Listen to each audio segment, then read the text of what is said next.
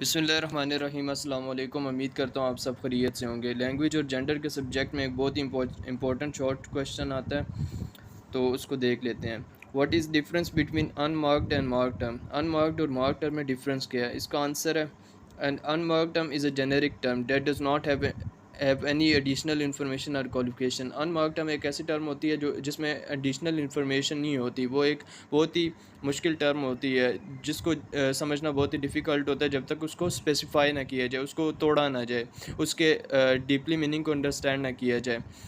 तो जब तक उसकी स्पेसिफिकेशन नहीं होती तब तक वो समझ में नहीं आती।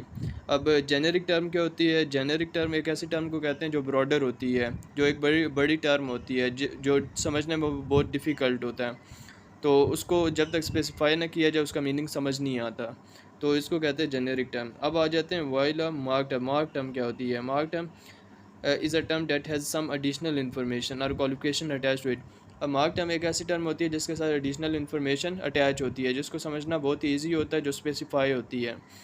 अब एग्जांपल की तरफ आ जाते हैं। अब फ्रूट क्या, ये अनमार्क्ड टर्म है। अब फ्रूट में कई चीज़ें आ जाती हैं। फ्रूट में एप्पल भी आ जाता है, ऑरेंज भी आ जाता है, मैंगो भी आ जाता है।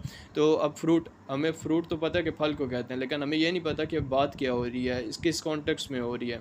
तो इसको कहते हैं अनमार्क्ड टर्म, जो एडिशनल इन्फॉर्मेशन इसके साथ अटैच नहीं है। अब आ जाता है, इसमें एग्जांपल दी है एप्पल के। अब ये मार्क्ड टर्म है, ये स्पेसिफाई कर दिया है फ्रूट की कैटेगरी में।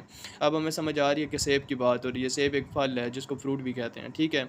अब उसके बाद आ जाते हैं, एक और एग्जांपल दी हुई है व्हीकल। अब व्हीकल में से बड़ी गाड़ियाँ भी आ जाती हैं, छोटी गाड़ियाँ भी आ जाती हैं, और इधर में रिक्शे वगैरह भी आ जाते हैं। ये सब व्हीकल में आ जाते हैं। अब हमें नहीं पता कि व्हीकल किस कॉन्टेक्स्ट में बात हुई है। अब व्हीकल एक टर्म है जो स्पेसिफाई नहीं है, ये अनमार्क टर्म में आ जाएगी। अनमार्क टर्म एक ऐसी टर्म होती है जो स्पेसिफाई नहीं होती, जो एक ब्रॉडर टर्म होती है।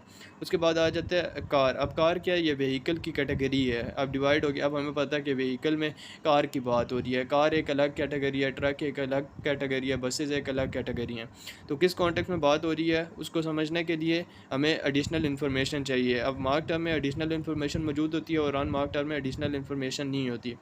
तो because it specify particular type of vehicle, एक specified particular type of vehicle की mark term can be useful for providing more specific information and avoiding ambiguity. बहुत specific information mark term provide करती है और ambiguity को ignore करती है, ठीक है। ये था आज का लेक्चर। उम्मीद है आपको पसंद आया होगा। चैनल को सब्सक्राइब करें और बेल आइकन लाजमी दबाएं। ये बहुत इंपॉर्टेंट क्वेश्चन है, शॉर्ट क्वेश्चन, लैंग्वेज और जेंडर में अक्सर आ जाता है। Thank you for watching. अल्लाह हाफिज़।